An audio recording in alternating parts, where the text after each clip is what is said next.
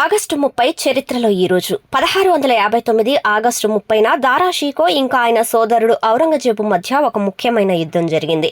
దీనిని డియోరాయ్ యుద్ధం అని పిలుస్తారు. ఈ యుద్ధంలో ఔరంగజేబు దారా షీకోను ఓడించి ఢిల్లీ సింహాసనాన్ని అధిష్ఠించారు. మొఘల్ చక్రవర్తి షాజహాన్ నలుగురు కుమారులు దారా షీకో, ఔరంగజేబ్, షా షూజా ఇంకా మురాద్ మధ్య అధికారం కోసం పోరాటం జరిగింది. షాజహాన్ తన పెద్ద కొడుకు దారా షీకోను తన వారసుడుగా చేయాలనుకున్నారు. కానీ ఔరంగజేబు తన సైనిక శక్తితో ఇంకా తెలివితో ఈ అధికార పోరాటంలో తన సోదరులను ఒక్కొక్కరిగా ఓడించారు. దారా షీకో ఉదారవాద భావాజాలం ఉన్న వ్యక్తి అని చాలా మంది చరిత్రకారులు నమ్ముతున్నారు. దారా షీకో తన స్వంత మతం ఇంకా సంస్కృతిపై మాత్రమే కాకుండా అన్ని మతాలలో ఆసక్తిని కలిగి ఉన్నారు. ఒకవైపు ఔరంగజేబు ఛాందసవాది అయితే మరోవైపు దారా షీకో వ్యక్తిత్వం ఆయనకు వ్యతిరేకం. దీనికి ఒక కారణం ఉంది. షాజహాన్ దారాను చిన్నప్పటి నుండి యుద్ధానికి దూరంగా ఉంచారు. కానీ ఔరంగజేబుకు 16 ఏళ్ల వయసులో పెద్ద సైనిక పోరాటానికి నాయకత్వం వహించారు. దీని ఫలితంగా దారా ఇస్లాంను వ్యతిరేకిస్తున్నాడని ఆరోపించబడింది. ఇంకా ఔరంగజేబు పంపిన హంతకులచే దారా షీకో శిరచ్ఛేదనం చేయబడ్డారు. ఇంకా మృతదేహాన్ని ఢిల్లీలోని హుమాయూన్ సమాధి ప్రాంగణంలో ఖననం చేశారు.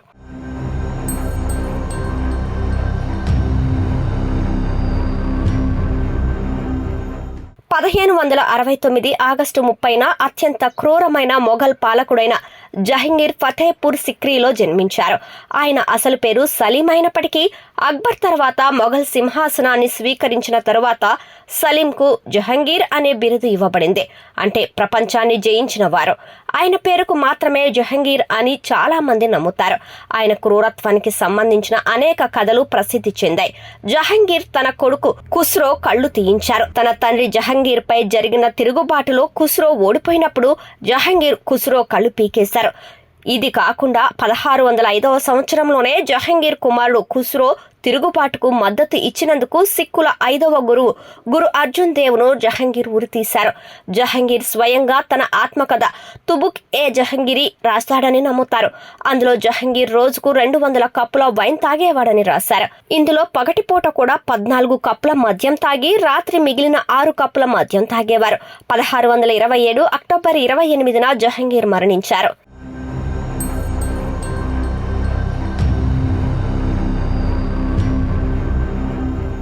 కనైలాల్ దత్ 1888 ఆగస్టు 30న పశ్చిమ బెంగాల్లోని హుగ్లీలో జన్మించారు. ఆయన ఒక ప్రముఖ విప్లవకారుడు ఇంకా భారత స్వాతంత్ర్య పోరాటంలో ప్రముఖ నాయకుడు. కనైలాల్ తన ప్రాథమిక విద్యను తన గ్రామంలో అభ్యసించారు. ఇంకా తరువాత ఉన్నత విద్య కోసం కోల్కతా విశ్వవిద్యాలయంలో చేరారు. ఇక్కడే కనైలాల్ ప్రొఫెసర్ చారుచంద్రరాయ్ ప్రభావానికి లోనయ్యారు.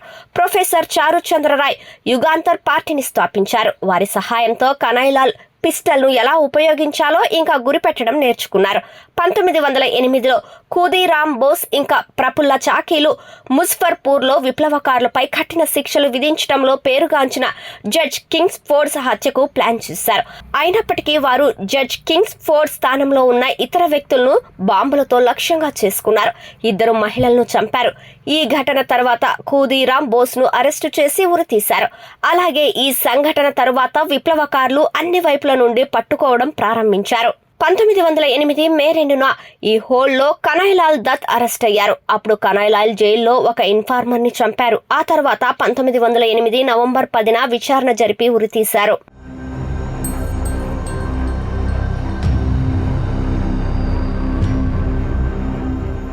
బిపిన్ చంద్ర 2014 ఆగస్టు 30న మరణించారు. ఆయన ప్రముఖ భారతీయ చిత్రకారుడు. ఆధునిక భారతదేశ ఆర్థిక ఇంకా రాజకీయ చరిత్రలో నిపుణుడు. ఆధునిక భారతదేశ చరిత్రలో బిపిన్ చంద్రకు ఒక ముఖ్యమైన సహకారం ఉంది. ఆయన చరిత్ర ఇంకా జాతీయవాదానికి కొత్త మలుపు ఇచ్చారు.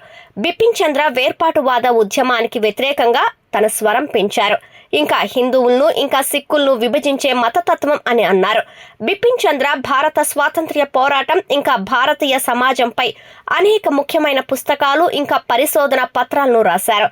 ఆయన చరిత్రపై దాదాపు 20 పుస్తకాలు రాశారు. ఇందులో history of modern India and economic nationalism, communalism and Indian leftism అనే పుస్తకాలు ప్రాచుర్యం పొందాయి.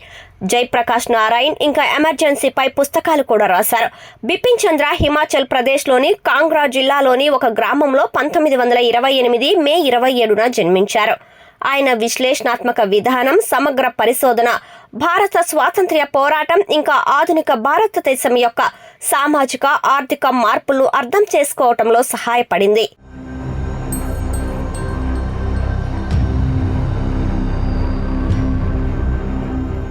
1984 ఆగస్టు 30న నాసా యొక్క స్పేస్ షటిల్ డిస్కవరీ మొదటిసారిగా అంతరిక్షంలోకి వెళ్ళింది. ఈ విమానం ఫ్లోరిడాలోని కెనడీ స్పేస్ సెంటర్ నుండి బయలుదేరింది. ఇందులో 6 సిబ్బంది ఉన్నారు. ఈ విమానం యొక్క ప్రధాన లక్ష్యం వివిధ శాస్త్రీయ ప్రయోగాలు ఇంకా సాంకేతిక పరీక్షలను నిర్వహించడం. షటిల్ యొక్క మిషన్లో 3 ఉపగ్రహాలను ప్రయోగించడంతో పాటు అనేక ముఖ్యమైన సైన్స్ అండ్ టెక్నాలజీ పరీక్షలు కూడా ఉన్నాయి. డిస్కవరీ 6 రోజుల విమాన ప్రయాణం తరువాత 1984 సెప్టెంబర్ 5న విజయవంతంగా భూమికి తిరిగి వచ్చింది. డిస్కవరీ షటిల్ మొత్తం 39 మిషన్లలో పాల్గొని మొత్తం 365 రోజులు అంతరిక్షంలో గడిపింది. డిస్కవరీ షటిల్ అంతరిక్షంలో అత్యధిక సమయం ప్రయాణించిన రికార్డును కూడా కలిగి ఉంది. స్పేస్ స్టేషన్ నిర్మాణంలో ముఖ్యమైన పాత్ర పోషించిన ప్రధాన షటిల్స్ లో ఇది ఒకటి.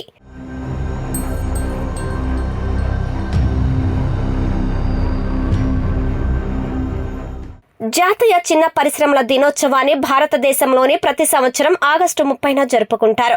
దేశంలోని యువతకు మరిన్ని ఉపాధి అవకాశాలను సృష్టించడంతో పాటు చిన్న వ్యాపారాలను ప్రోత్సహించేందుకు ఈ దినోత్సవాన్ని జరుపుకుంటారు.